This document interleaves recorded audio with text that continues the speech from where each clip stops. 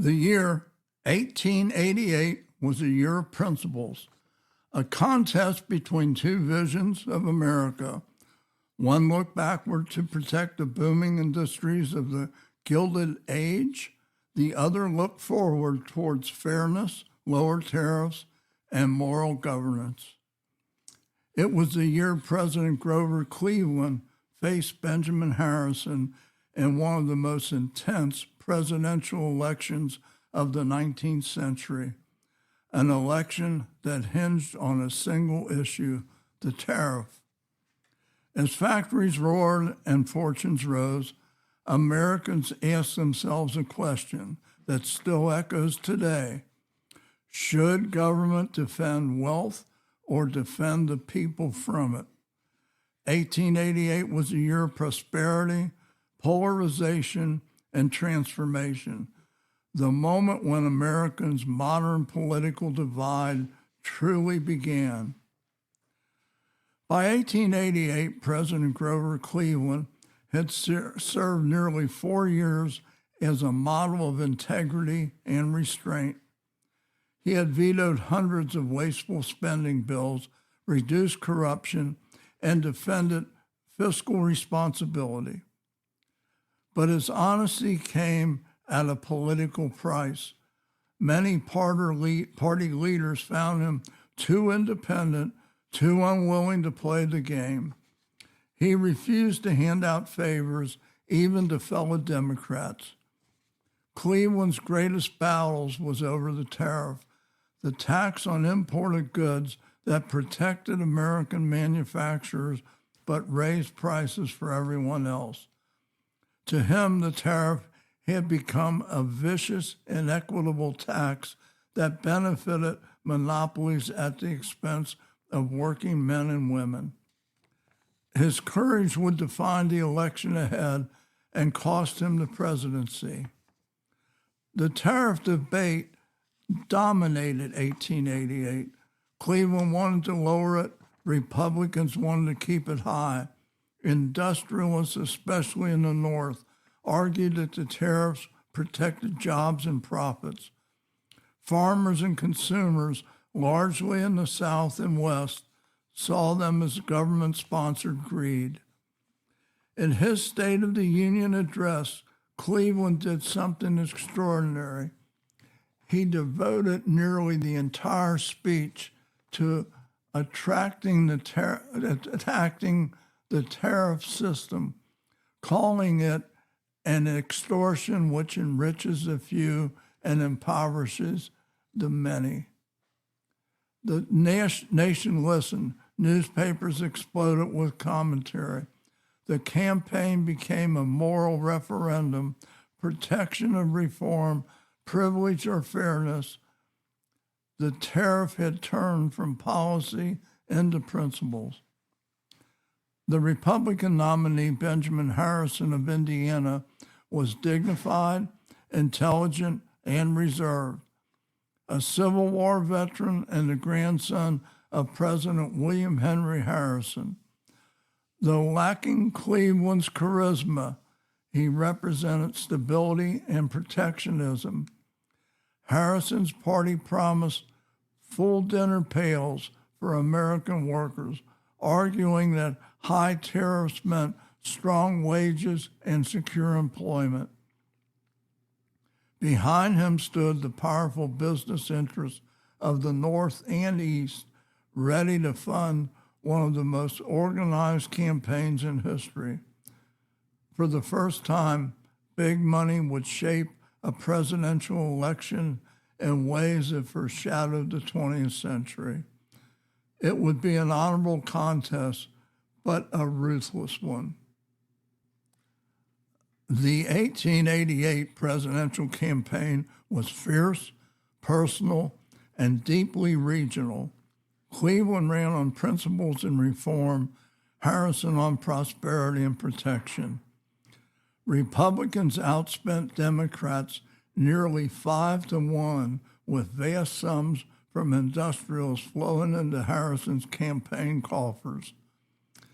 The party mobilized unprecedented voter outreach, parades, pamphlets, and songs like Protect the American Laborer.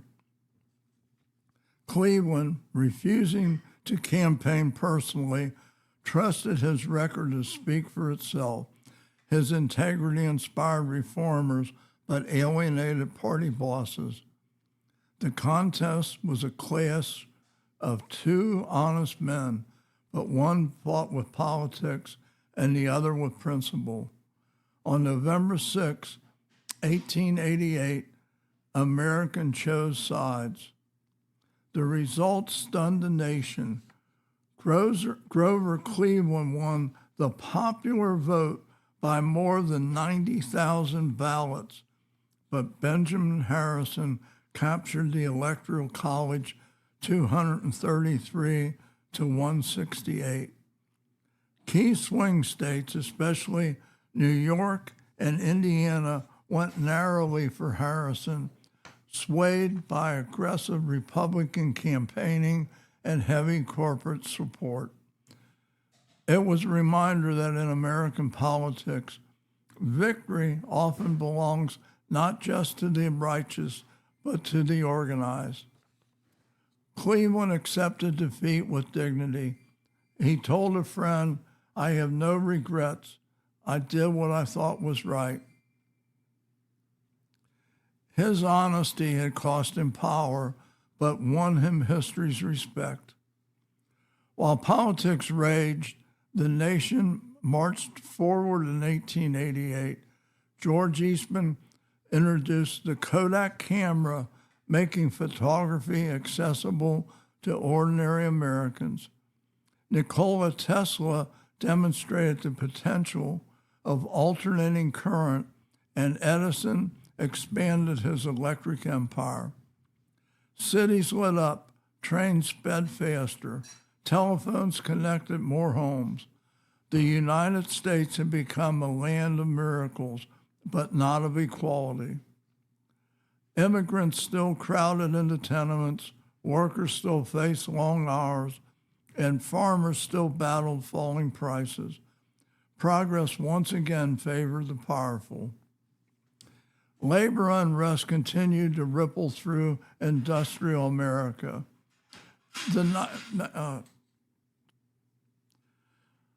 Labor unrest continued to ripple through industrial America. The Knights of Labor began to decline after the Haymarket tragedy, but new organizations emerged to fill the void. The American Federation of Labor, AFL, led by Samuel Gompers, focused on skilled trades and pragmatic goals: better pay, shorter hours, safer conditions. Gompers called for more freedom, more opportunity, more life, captured the spirit of a working class unwilling to remain silent. Cleveland sympathized but stayed cautious. He believed reform must come through law, not strikes. Yet the labor movement he witnessed in 1888 would grow into one of the most powerful forces of the coming century. Women's activism reached new momentum.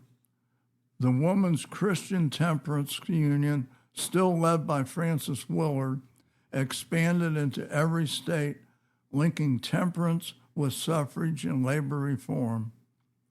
Meanwhile, women entered journalism, teaching, and organizing in greater numbers. Reformers like Jane Addams prepared to launch a new kind of social mission: settlement houses to serve the urban poor. Cleveland's young wife, Frances Folsom Cleveland, brought warmth and grace to the White House, becoming one of America's most admired first ladies. Her intelligence and dignity gave the presidency a human face in cynical age. The late 1880s were a golden age of invention and imagination. Electricity, photography, and motion experiments hinted at a new century of science and spectacle. In literature, Mark Twain published A Connecticut Yankee in King Arthur's Court, a biting satire on technology and morality. Painters like Thomas Eakins and Mary Cassatt captured the realism of American life, while vaudeville and theater drew crowds from all walks of life. Art, science, and entertainment were converging, shaping not just how Americans lived, but how they dreamed. On March 4th, 1889, Grover Cleveland peacefully handed the presidency to Benjamin Harrison. As he left Washington, crowds lined the streets, cheering him with affection rarely given to a defeated leader. He told a friend, "I have tried to serve my country faithfully." He would unequally return to the White House 4 years later, the only president in history to serve 2 non-consecutive terms. Well, that's in that time, but Trump's already done that too. The nation he left behind was changing rapidly, wealthier, more industrial, more divided. 1888 had proven that democracy could survive the age of money, but not without vigilance. The Gilded Age was nearing its peak, and the reckoning was coming. Well, we certainly have some flaws, but not as bad. The year revealed how easily power could bend principle. Corporate money dominated politics. Inequality deepened, and honest leadership was punished at the polls. Well, for courage, reform, and progress in technology and social conscience, but with corruption still unchecked, American in 1888 earns a grade B. That's with historians, and I agree with that. I totally agree. A year of conscience tested and conviction sustained. Well, as I look back on 1888, I see a nation standing at a crossroads, torn between protection and progress, profit and fairness. Grover Cleveland's honesty set a moral standard that politics rarely rewards, yet history always honors. His defeat was not a loss of purpose. It was a reminder that truth sometimes waits for time to vindicate it. The lesson of 1888 is timeless. Integrity may lose the vote, but it never loses its value. This is Larry Reidy. Thank you for joining me on our countdown to 250 as we continue to travel through the triumphs, trials, and transformation that made America the nation it is today. Thanks for listening. God bless you. God bless the United States of America. And I will talk to you on the next podcast.